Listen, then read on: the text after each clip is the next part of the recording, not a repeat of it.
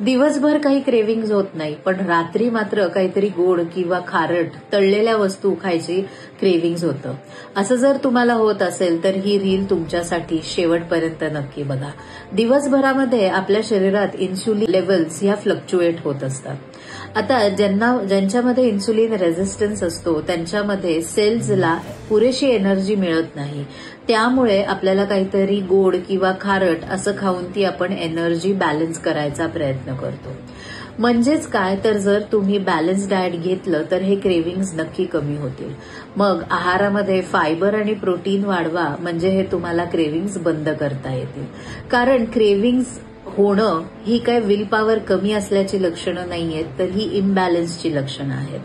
त्यामुळे वेळेस डाएटला बॅलन्स करा आणि क्रेविंग थांबवा. तुम्हाला पण जर क्रेविंग्स होत असतील तर आम्हाला कमेंट बॉक्समध्ये येस म्हणून टाका. मग आम्ही क्रेविंग मॅनेजमेंट टिप्स तुम्हाला शेअर करू. अशाच अनेक रूट कॉज टेक्निकसाठी आम्हाला नक्की फॉलो करा.